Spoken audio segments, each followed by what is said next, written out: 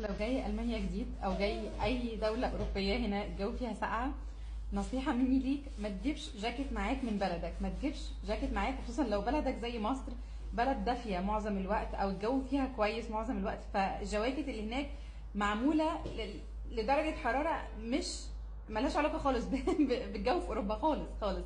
معموله لدرجه حراره تكون قليله شويه ولكن مش زي هنا. هنا احيانا الدنيا بتبقى بتشتي تلج زي امبارح والنهارده، درجه الحراره تحت الصفر. في مصر قليل قوي او يمكن ما حصلتش اصلا الموضوع يوصل لكده يعني، بس الجو بيبقى ساقع. فالجواكت بتاعت مصر مناسبه لمصر.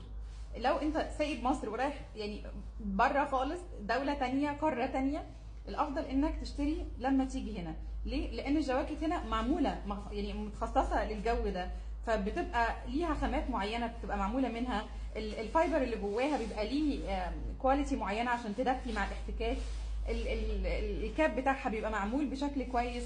الزراير، السوست، الحاجات، الجيوب، كل تفصيله في الجاكيت هنا ليها بتفرق وهتفرق معاك انت كمان وانت لابسه بقى والجو ساقع. هتحس قد ايه بالفرق لو انت لابس جاكيت من مصر او لابس جاكيت من هنا.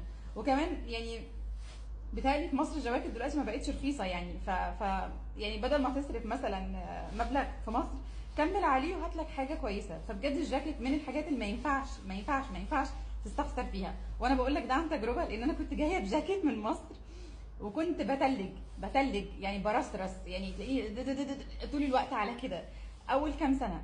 ليه؟ لان انا جايب الجاكيت بتاعي من مصر ومعتقده ان الجو ساقع، فخلاص انا سقعانه يعني هعمل ايه؟ بس هنا في المانيا بالذات في مقوله بتتقال: es gibt kein schlechtes Wetter, es ist nur schlechte Kleidung. اللي هو مفيش جو وحش بس فيه هدوم وحشه، اللي هو انت مش لابس هدوم كواليفايد للجو ده، هدوم تدفيك بشكل كافي. ده اعتقاد عندهم، عشان كده بيعملوا جواكت مخصصه جدا للموضوع ده.